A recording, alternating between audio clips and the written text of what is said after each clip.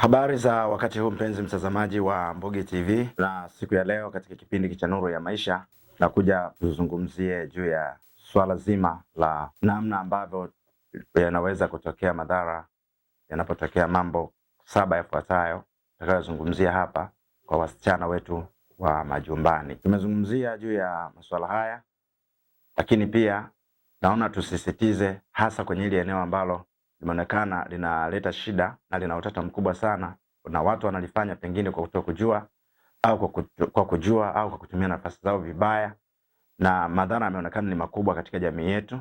Lakini sasa Mbugi TV tukaona tuizungumze hii ili pengine kama watu wanafanya kwa kutokujua wajue kwamba hayo madhara yanayotokea yanakuwa yanasababishwa na hizi sababu 7 ambazo nitazitaja hapa.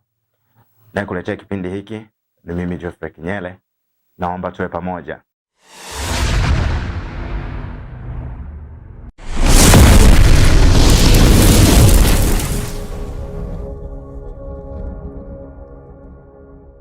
Yametokea matukio katika jamii yetu, kwenye familia kadha wa kadha, na matukio haya yalipotokea yameleta taharuki katika jamii, yameleta simanzi, na yameonekana ni matukio ya kusisimua sana, kwa sababu wanaofanyiwa na wanaotendewa wanakuwa ni watu ambao kwa ujumla wake wanakuwa kama vile hawahusiki moja kwa moja na ile matukio, na sasa imeleta shida. Sisi tumeona tuzungumze pamoja na mtazamaji, pengine na wewe unaweza kumsaidia jirani yako ili kama ana tabia za namna hiyo aweze kuziacha mara moja, kwa sababu zinaweza zikamletea madhara katika familia yake. Iko hivi, nyumba nyingi tuna hawa watu ambao tunawaita wasichana wa nyumbani, wadada wa kazi au wakaka wa kazi wa nyumbani, houseboy au house girl. Hawa ni watu ambao tunawachukua kutoka walipo na kuwaleta kwenye makazi yetu kwa sababu kubwa moja au mbili.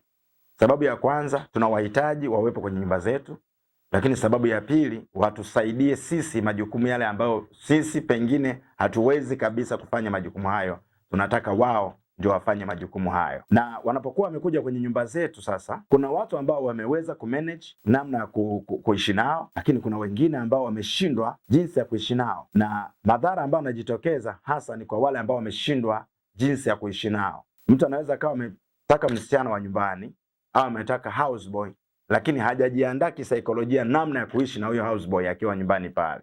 Hajajiandaa namna ya kuishi na huyo house girl anapokuwepo pale nyumbani. Kwa hiyo yanapotokea mambo ya sintofahamu kati ya huyo mtu, huyo tajiri na huyo msichana wa kazi, ndio sasa yanatokea madhara au yanatokea matatizo ambayo tumeyasikia kwenye jamii yetu. Unasikia wakati mwingine mtoto ameunguzwa moto, au mtoto amefungiwa kwenye friji, au mtoto ameuawa kwa sababu ya house girl, au house girl ameiba akakimbia, au houseboy ameiba akakimbia. Haya ni madhara ambayo tumeyasikia yamekwisha kujitokeza katika jamii yetu. Sasa hapa nataka nikupe sababu. Nimefanya utafiti na nikajaribu kufanya uchunguzi binafsi, nikajaribu kuangalia ni zipi sababu ambazo zinaweza zikasababisha huyu mtu kufanya mambo kama hayo, kutoroka au kumuumiza mtoto au kuiba na kukimbia. Nimeainisha hapa sababu 7 ambazo nataka na wewe pia uzijue, ili kama unakaa na msichana wa kazi au unakaa na mvulana wa kazi hapo nyumbani kwako, ujue ukifanya mambo kama hayo 7 yanaweza kusababisha huyu mtu kukasirika na kuchukua hatua ambayo pengine inaweza isikufurahisha sana atakapokuwa amechukua hatua hiyo. Sababu ya kwanza ni kumtukana. Aidha ni msichana wa kazi au ni mvulana wa kazi, unamtukana mbele ya watoto wako, unamtukana mbele ya watoto wako. Jambo hili linapotokea, unapomtukana msichana wako wa kazi, unapomtukana houseboy wako mbele ya watoto, jambo hilo linatengeneza hali fulani mbaya ndani ya huyu mtu. Inamfanya ajisikie vibaya, inamfanya ajione duni, inamfanya ajione hafai, inamfanya ajione hastahili kuwepo hapo nyumbani kwako. Sasa hali hiyo inatengeneza hasira ndani ya huyu mtu, inamfanya huyu mtu ajisikie vibaya, inamfanya ajisikie hasira, na inampelekea pengine kuchukua hatua fulani ya kufanya maamuzi, aidha ya kuondoka hapo nyumbani kwako au ya kufanya kitu chochote kingine ambacho sio kizuri, ambacho huwezi kukifurahia. Kwa hiyo unapomtukana huyo msichana wako wa kazi, unapomtukana huyo houseboy wako nyumbani kwako, au unapomtukana mfanyakazi wako, unaweza kuwa sio nyumbani, unaweza kuwa lakini ikawa nje hata ya nyumbani, labda ni mfanyakazi wako tu kwenye taasisi, ukawa unamtukana tu ovyo, unapomfanyia hicho kitu kinamtengenezea hali ya kutokujisikia vizuri, inamtengenezea ajisikie vibaya. Kwa hiyo anaweza akafanya maamuzi ambayo sio mazuri sana. Kwa hiyo hiyo ni sababu ya kwanza, kumtukana mbele ya watu wengine. Kosa amefanya sawa, lakini namna unavyochukua ile hatua aidha ya kumuonya au kumrekebisha, vile unavyotumia lugha ya kumtukana, hiyo lugha inakuwa haimjengi, inakuwa ni lugha ambayo inambomoa na inamfanya ajisikie vibaya, na hata anaweza akachukua hatua ya kufanya labda kulipiza, na kwa namna ambayo usingeweza kuifurahia sana. Sababu ya pili ni kumtenga kwenye familia yako wakati yuko ndani ya familia. Ni msichana wako wa kazi, ni houseboy wako, lakini the way anavyoishi hapo nyumbani kwako, anaishi kama mgeni kila siku. Yaani sio mtu ambaye anachangamana na familia yako. Lakini kumbuka, wakati unamtenga hivyo, ni mtu ambaye umemwachia kazi zote za hapo nyumbani. Umemwachia nyumba yako ukiwa haupo. Umemwachia mali zako unazoziacha nyumbani ambazo huwezi kutembea nazo. Mwanadamu hata kama utakuwa na uwezo mkubwa kiasi gani, una magari mengi, una nyumba kubwa, ina vyumba vingi, huwezi kulala kwenye vyumba vyote kwa wakati mmoja. Utalala kwenye chumba kimoja tu. Una magari ya kutosha, huwezi kutembea na magari yote kwa mara moja, utatembea na gari moja tu. Hizo nyingine zote tukumeziacha pale nyumbani, na huyo uliyemwachia ndio huyo sasa unayemtenga kwenye familia yako. Kwa hiyo ujue kabisa unapofanya jambo hilo la kumtenga kwenye familia yako, unafanya jambo ambalo kwa mtu yote mwenye akili zake vizuri, anafanya jambo ambalo halifikiriki kichwani, kwamba mtu uko naye kwenye familia, unamwachia nyumba yako, unamwachia mali zako, unamwachia mifugo yako, unamwachia watoto wako ambao uendi nao kazini, kila kitu unamwachia yeye, lakini unamtenga kwenye familia. Hali hiyo kibinadamu inamfanya mwanadamu huyu mtu ajisikie vizuri. Unajaribu kuvaa kiatu chake sasa. Wewe ndo yeye, alafu yeye ndo wewe. Jaribu kufikiri hali hiyo kwako ungejisikiaje. Utaweza kuona hapo mahali kama vile hapafurahishi kuwepo, hapafurahishi wewe kukaa, yani hapakupi hamasa ya wewe kuishi, kwa sababu unatengwa na watu ambao unalazimika kuwa nao, lakini unatengwa, yani unalazimika kuwa na watu ambao wanakutenga. Ni ile Paulo, usije kucheza na sisi, una mikono michafu. Lakini magari yake umemwachia wakati unaenda kazini, nyumba yake umemwachia wakati unaenda kazini, watoto wako umewachia wakati unaenda kazini. Sasa hiyo inakuwa kidogo kwa kibinadamu, inakuwa haileti ustawi kwa huyo mtu ambaye umempa dhamana ya kushikilia au kuangalia vitu vyako vyote hivyo ambavyo unakuwa haupo. Sababu ya tatu, kuto kumlipa mshahara wake. Kuto kumlipa mshahara wake.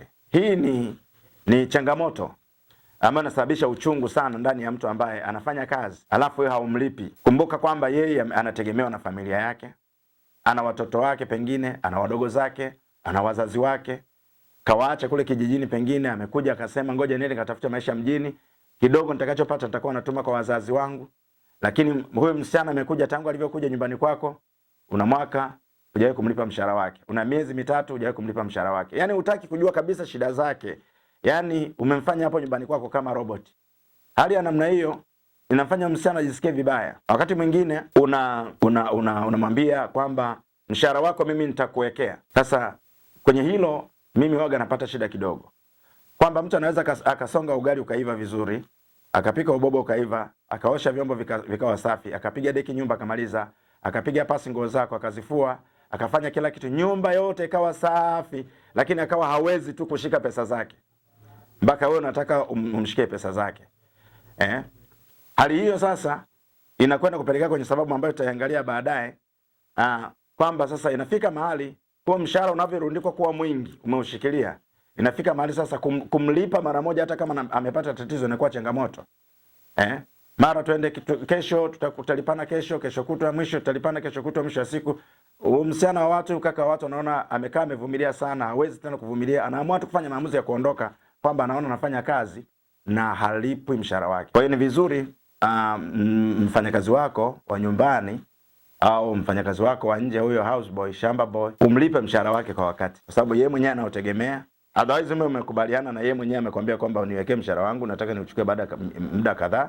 Hiyo ndio sasa inaweza ikaleta maana, lakini sio ile kutaka wewe kwamba sasa wewe fanya kazi, mimi mshahara wako nakuwekea. Umwekee mshahara wake vipi bwana, wakati mshahara ni wa kwake, pesa ni ya kwake. Ukishafika mwisho wa mwezi, hela hiyo ni ya kwake, sio ya kwako. Mpe hela yake, akae nayo mwenyewe, ili hata kama anaitumia atumie mwenyewe hela yake, sababu ni jasho lake tayari ambalo anakuwa amekwisha kulifanyia kazi. Sababu ya 5 tunasema kumnyima chakula. Wewe msichana wa kazi anapika chakula mwenyewe, alafu unamnyima chakula. Yaani apike alafu asile. Au kama anakula ale maokoko. Yaani nyinyi mnakula chakula kile kizuri, alafu maokoko yale mwisho ndo mnampa, mnafanya kama nguruwe. Sasa hiyo sio nzuri. Hiyo itamsababisha huyo msichana awe na hasira. Na akiwa amekasirika sasa anaweza kafanya vitu ambavyo ni vya ajabu sana hapo nyumbani. Atakuwa anapika mara 2 mchana nyewe kama ampo. Anajua usiku akipika yeye hali. Kwa hiyo anapika mchana, anakula, anaosha sufuria, anaweka pembeni, alafu nyewe mkirudi mnapika, anapika tena, anawapa nyewe, si mnamnyima. Sasa yeye anakuwa ameshakula mchana. Sasa maisha kama hayo kishatengeneza kwa msichana wako wa kazi au kwa mtu wako wa karibu unayefanya naye kazi za maana kama hizo, unakuwa unamtengenezea hasira ndani ambayo inaweza kumfanya aweze kukasirika na anaweza akachukua maamuzi ambayo sio mazuri sana. Anaweza akachukua maamuzi ambayo sio mazuri sana. Kwa hiyo ni vizuri sana ukaangalia hilo eneo.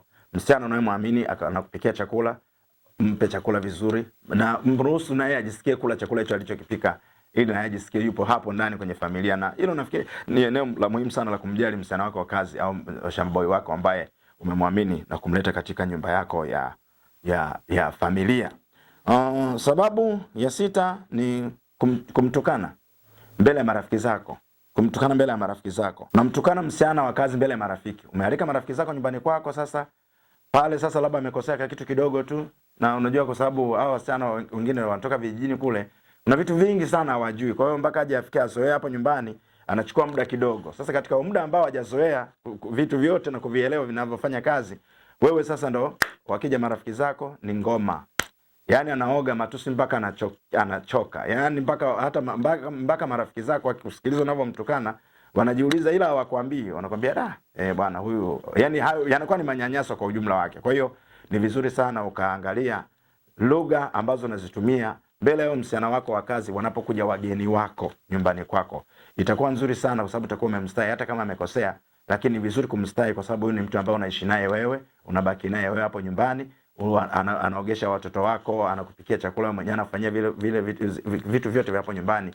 Wewe kama haupo, hata kama upo, lakini wanapokuja wageni wako ni vizuri ukamstahi mbele ya wageni, kwa sababu unapomtukana mbele ya wageni, hilo jambo linasababisha hasira ndani ambayo hawezi kukuambia.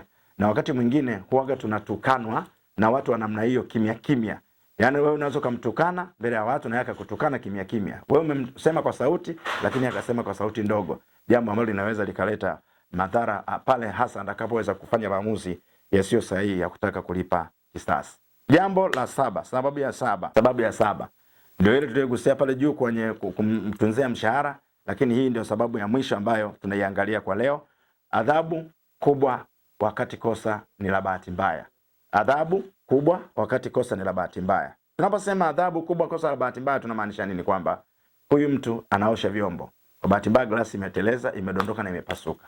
Sasa glasi imepasuka, imekata mkono wa huyu msichana wa kazi. Wewe unaangalia glasi yako, huangalii mkono uliokatwa na hiyo glasi iliyopasuka kwa bahati mbaya.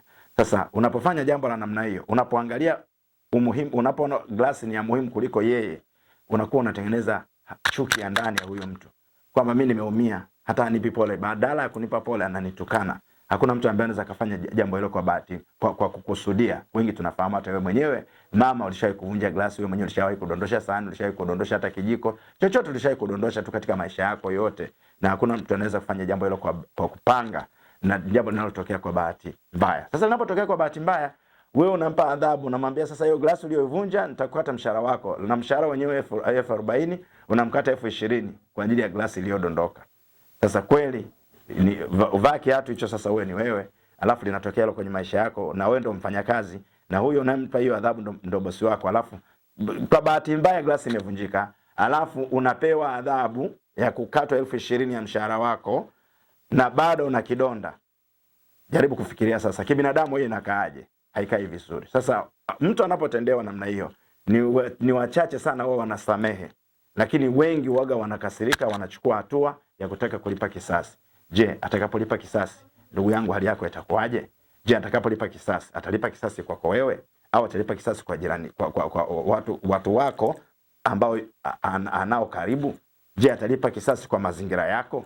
Hasa ili yote haya yasitokee, ndio tunasema sasa ni vizuri sana tujue namna ya kuishi na hawa watu, kwa sababu nao nyeni binadamu na wana mapungufu kama tulionayo sisi, ili asije kuendelea kutokea madhara ambayo tunasikia mara kwa mara. Mara mtoto amefungiwa kwenye friji, mara mtoto amepigwa pasi, mara mtoto amenyongwa, mtoto ameumizwa.